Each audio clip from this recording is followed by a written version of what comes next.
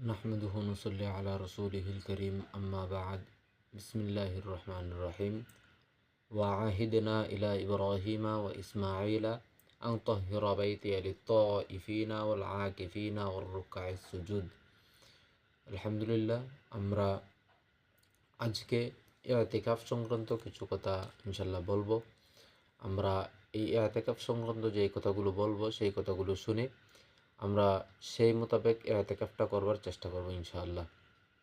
তো প্রথমে জেনে নেব আমরা ইতিকাফ এর আবিধানিক অর্থ কী, এর পারিভাষিক অর্থ কী। ইতিকাফ এর আবিধানিক অর্থ হচ্ছে অবস্থান করা। ইতিকাফ এর আবিধানিক অর্থ হচ্ছে অবস্থান করা, স্থির থাকা বা বিরত থাকাও আছে। তো ইতিকাফ এর যে পারিভাষিক সংজ্ঞা, ইতিকাফ এর পারিভাষিক অর্থ হলো যে একজন মুসলিম নির্দিষ্ট নিয়তে নির্দিষ্ট জায়গা অর্থাৎ মসজিদে সে অবস্থান করবে। আর আমরা সাধারণত ইতিকাফ বলতে যেটা চিনি সেটা হলো সুন্নতে মুআক্কাদা ইতিকাফ, সেটা হলো রমজান মাসের শেষ অংশে বা শেষ 10 দিন বা 9 দিন যেটা বলে অবস্থান করবে। তো সেটার বিস্তারিত পরে বলছি, এখনই আসবে। ইতিকাফ এটা কত প্রকার ও কী কী সেটা যদি আমরা জেনে নিই তাহলে আমরা সহজে সেটা বুঝতে পারবো। ইতিকাফ এটা হলো 3 প্রকার।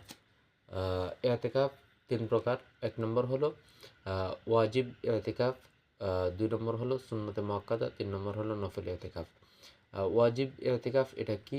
ওয়াজিব ইতিকাফ এটা হলো কোনো মান্যতের যে ইতিকাফ বা কেউ যদি কোনো ওয়াদাবদ্ধ হয় ইতিকাফ করবে তাহলে সেটাকে ওয়াজিব ইতিকাফ বলে। যেই ইতিকাফটা পালন করা ফরজ, বিধানগতভাবে এটা হলো ফরজ। 2 নম্বর যে ইতিকাফটা সেটা হলো সুন্নতে মুআক্কাদা। সুন্নতে মুআক্কাদা শুধুমাত্র একটা ইতিকাফে, সেটা হলো রমজানের শেষ দশকে। এটাকে বলে সুন্নতে মুআক্কাদা আলাল কিফায়া, সকলের উপর এটা সুন্নতে মুআক্কাদা না। এলাকাবাসীর পক্ষ থেকে 2 জন 1 জন যদি আদায় করে নেয় তাহলেই হয়ে যায়। এটা হলো সুন্নতে মুআক্কাদা, যেটা রমজানের শেষ দশকে করা হয়, অর্থাৎ 20 রমজান থেকে ঈদের যে চাঁদ সেই চাঁদ দেখা পর্যন্ত। 20 রমজান সূর্য সূর্য অস্ত যাওয়ার সাথে সাথেই বা পূর্বেই মসজিদে প্রবেশ করা এবং ঈদের চাঁদ ওঠার সাথে সাথে মসজিদ থেকে চলে আসা। 3 নম্বর হলো নফল ইতিকাফ।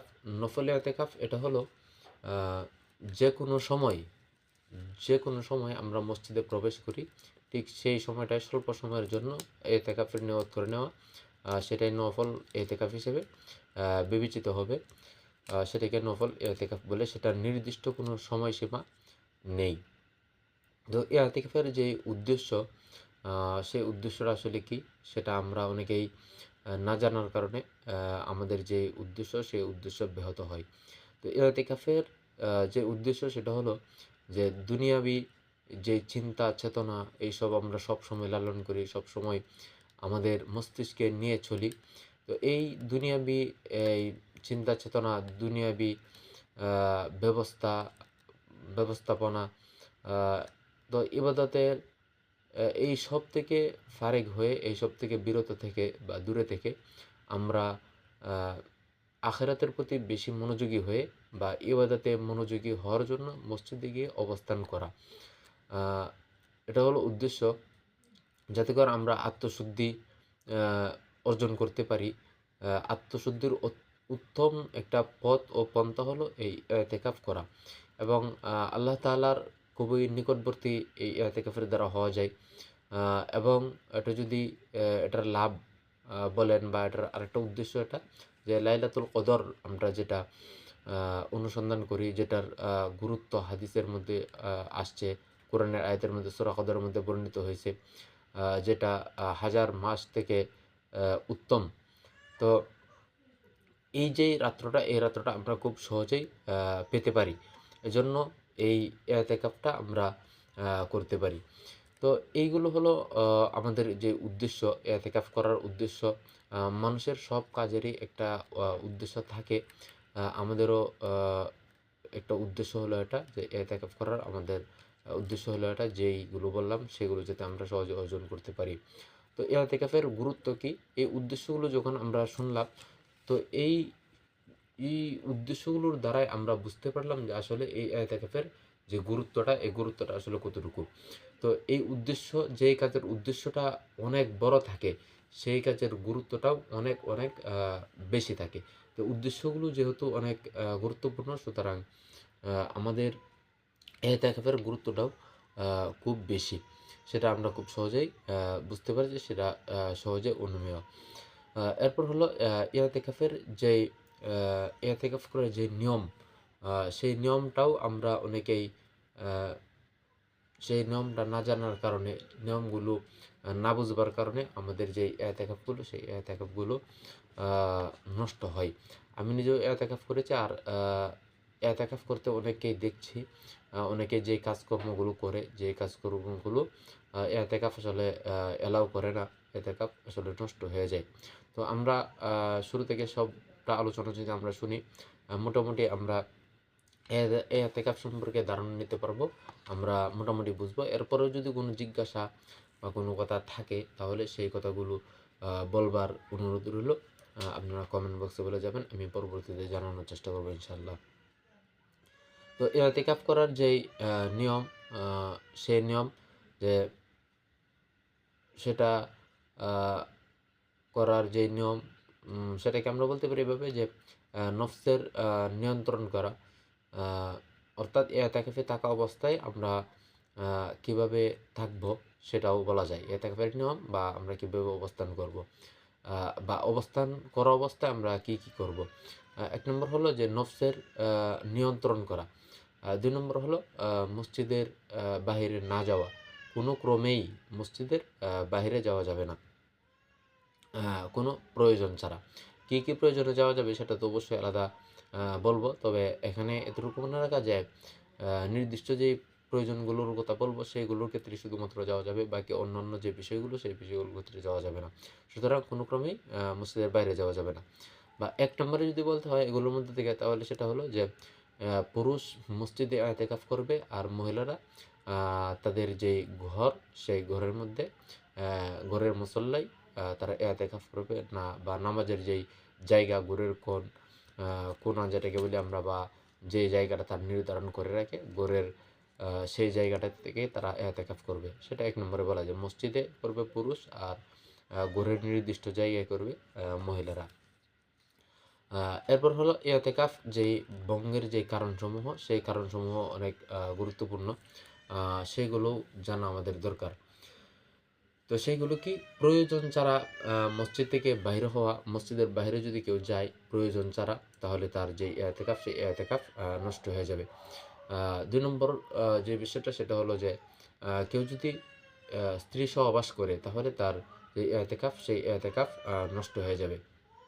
তো এই ইতিকাফের যে উদ্দেশ্য, সেটা আমরা একটু বলেছিলাম। এটা যদি আরেকটু বলতে হয়, তাহলে কোরআনে কারিমের মধ্যে আছে যে আয়াতটা আমি শুরুতেই পড়েছিলাম, যে ওয়াহিদনা ইলা ইব্রাহিমা ওয়া ইসমাঈলা আন তাহিরা বাইতিয়া লিত্তাইফিনা ওয়াল আকিফিনা ওয়ার রুকাইস সুজুদ। আল্লাহ পাক রব্বুল আলামিন নির্দেশ প্রদান করেছেন যে ইলা ইব্রাহিমা ওয়া ইসমাঈল, ইব্রাহিম এবং ইসমাঈল আলাইহিস সালাতু ওয়াস সালামের প্রতি, যে তাহিরা বাইতিয়া লিত্তাইফিন, বাইতিয়া আমার যেই ঘর, সেই ঘরকে পবিত্র করো, লিত্তাইফিনা তয়েফকারীদের জন্য, অর্থাৎ যারা তওয়াফ করবে, ওয়াল আকিফিনা এবং যারা ইতিকাফ করবে তাদের জন্য, অর রুকায়ে সুজুদ এবং যারা রুকু সিজদা করবে।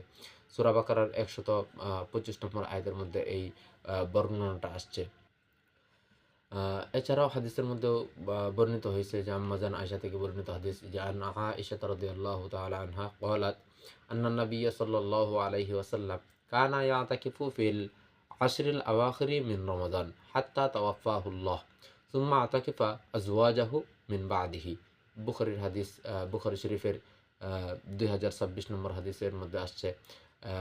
এই হুবহু হাদিস বর্ণিত হয়েছে মুসলিম শরীফের 1172 নম্বর হাদিস। তো এই যে হাদিস, এই হাদিসের মধ্যেও শুধু কোরআনের আয়াতের মধ্যে না, আয়াতের মধ্যে তো বলা হয়েছে, সাথে সাথে এই যে হাদিসটা, এই হাদিসের মধ্যে বলা হয়েছে যে রাসূল সাল্লাল্লাহু আলাইহি ওয়াসাল্লাম রমজানের শেষ দশকে ইতিকাফ করতেন। আর এই ইতিকাফটা তিনি কি পরিমাণ সময় পর্যন্ত করেছেন, হাদিসের যে শব্দ, সেই শব্দ আসছে হাত্তা তাওয়াফাহুল্লাহ, যতক্ষণ না পর্যন্ত তিনি আল্লাহটাকে সাড়া দিয়েছেন, অর্থাৎ তিনি ইন্তেকাল করা পর্যন্ত, জীবনের শেষ পর্যন্ত প্রত্যেকটা রমজানে তিনি এই এতেকাফটা করেছেন। এরপর কি সুম্মা আতাকাফা আজওয়াজাহু মিন বাদহি, উনার পরে উনার যে স্ত্রীরা ছিলেন সেই স্ত্রীরা সেই এতেকাফটা করেছেন, এতেকাফের সেই আমলটা তিনারা করেছেন।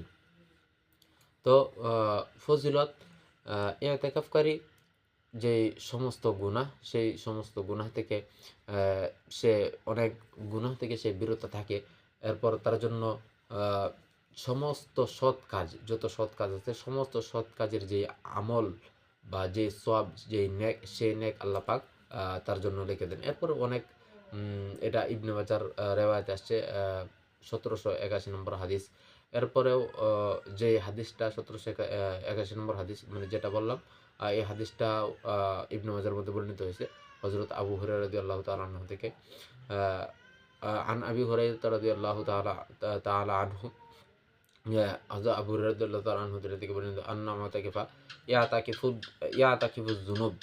তো এইরকম হাদিস শুধু এই একটা না, এরকম অসংখ্য হাদিস বর্ণিত হয়েছে। এরকম কি যে হাদিসটা প্রসিদ্ধ একটা এরকম আছে যে কোনো এতেকাফকারী সে কেমন আসলে, সে তো যিনি মাফ করবেন, ক্ষমা করবেন, তার ঘরে গিয়ে উপস্থিত, তার ঘরের দরজায়, সে ক্ষমা না করে পারবে কিভাবে? তো আসলে আল্লাহ পাকের ঘরে গিয়ে সে উপস্থিত হয়ে যায়, সে নিজেকে সুপর্দ করে দেয়, সেখানে বলবার আর কিছু নেই। তো অনেক রাওয়ায়াত আছে, তো সেই দিকে যাচ্ছি না। ফজিলত অনেক, শুধু এক কথায় জেনে নেওয়া সেটাই ভালো। এরপরে কিছু মাসায়েল, এগুলো জানবার খুব দরকার, খুব প্রয়োজন। সেটা হলো যে ইআতেকাফ বলছিলাম ৩ ধরনের হয়। ৩ ধরনের একটা ধরন, একটা আমাদের দরকার, সেটা হলো যেই ইআতেকাফটা সুন্নতে মুআক্কাদা। এটা নিয়ে মূলত আমাদের আলোচনা, এটা নিয়ে সবারই জিজ্ঞাসা, সবারই জানা থাকে। আর অন্য কোনো ইআতেকাফের কথা মানুষ বিভিন্ন মান্যত করলেও কমপক্ষে ইআতেকাফের যে মান্যতটা, সেই মান্যতটা সাধারণত করে না। তো এই ইআতেকাফটা ২০ রমজানের চাঁদ ওঠার পূর্বেই সে মসজিদে গিয়ে প্রবেশ করবে, মসজিদে সে যাবে। আর ঈদের চাঁদ ২৯শে রমজান অথবা ৩০শে রমজান, ঈদের চাঁদ যখন দেখা দিবে তখন তার ইআতেকাফের যে সময়সীমা, সেই সময়সীমা শেষ, সে চলে আসতে পারবে। এটা হলো ১ নম্বর। দ্বিতীয়, ইআতেকাফের যে শর্ত, সেই শর্তগুলো জানার দরকার। ইআতেকাফের জন্য শর্ত হলো ১ নম্বর মুসলিম হতে হবে। ২ নম্বর যে শর্ত, তাকে আকলমন্দ হতে হবে বা জ্ঞানী হতে হবে।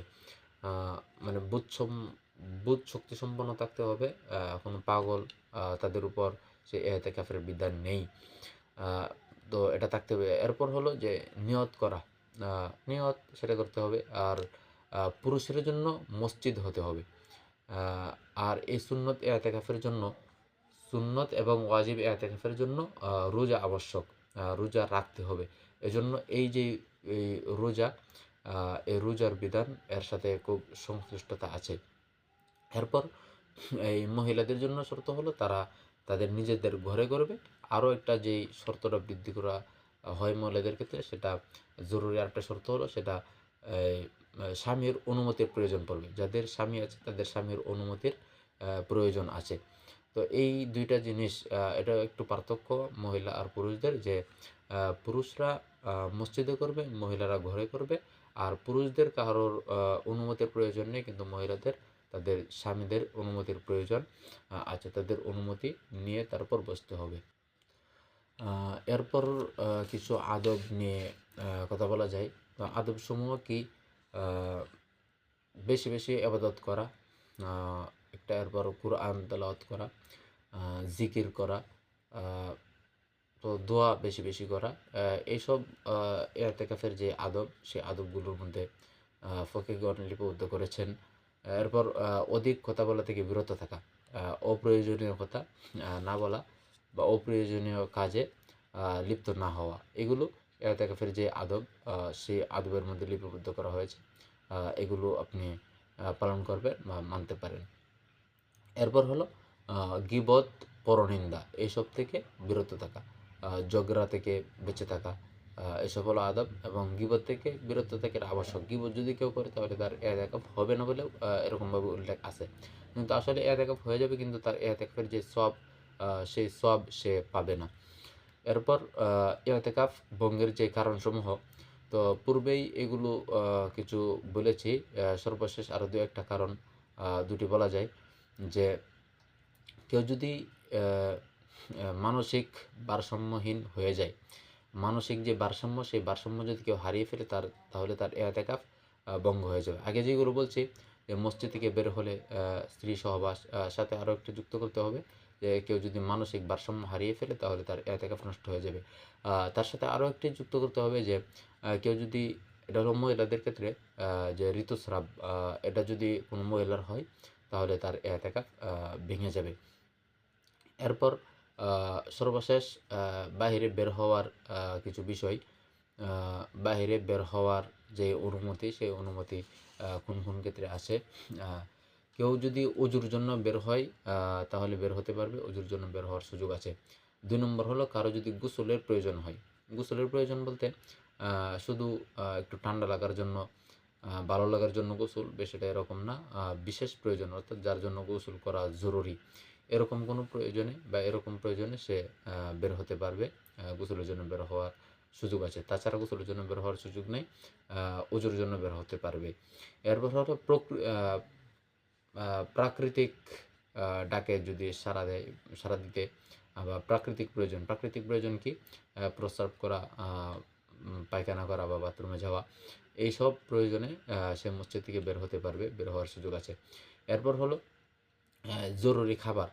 কেউ যদি খাবার দেওয়ার মতো না থাকে, তাকে দিয়ে না যেতে পারে, তাহলে সে তার খাবার আনয়নের জন্য সে মসজিদ থেকে বের হতে পারবে। বের হয়ে সে তার বাড়িতে অথবা বাজারে যেখান থেকে সে খাবার সংগ্রহ করে বা করবে, সেখানে সে যেতে পারবে, তার যাওয়ার সুযোগ আছে। এরপর হলো যদি সে এমন মসজিদে ইতিকাফ করে যে মসজিদে জুমার নামাজ হয় না, যেখানে জুমার নামাজের ব্যবস্থা নেই, 5 ওয়াক্ত নামাজ শুধুমাত্র হয়, এমন মসজিদ যদি ইতিকাফ করে তাহলে সে জুমা আদায়ের জন্য সে মসজিদ থেকে বের হতে পারবে। বের হওয়ার তার সুযোগ হয়েছে, সে জুমার উদ্দেশ্যে বের হবে। বের হওয়ার ক্ষেত্রে সে রাস্তাঘাটে সে সময় নষ্ট করতে পারবে না। শুধুমাত্র জুমার আগ মুহূর্তে বের হবে, যতটুকু সময় লাগে জুমার নামাজে যেতে, খুতবার আগ পর্যন্ত আগে যাতে সে পৌঁছতে পারে ততটুকু সময় নিয়ে যাবে। পথে কোনো অপ্রয়োজনীয় কথা বলবে না, চুপচাপ যাবে, আবার জুমার শেষ করে সে চুপচাপ এসে পড়বে। বাকি অন্যান্য কাজের ক্ষেত্রে, অজুর জন্য যখন বের হবে, গোসলের জন্য, খাবার আনতে, সব কিছুর ক্ষেত্রে সে তার প্রয়োজন যতটুকু সময়, ততটুকু সময় নিয়ে বের হবে, ততটুকু সময়ের ভিতরে চলে আসবে। বাইরে কারোর সাথে কথা বলবে না, বাইরে কোথাও সময় নষ্ট করবে না। তো এই ছিল একদম সংক্ষিপ্তভাবে বললে, এইগুলো ছিল বলবার মতো কথা। আরও যদি কোথাও কোনো প্রয়োজন থাকে তাহলে ইনশাল্লাহ জিজ্ঞাসা হিসেবে লিখতে পারেন, ইনশাল্লাহ বলবার চেষ্টা করব। আর যদি এগুলো উপকারী হয়, সময় আমাদের খুব কাছে চলে আসছে।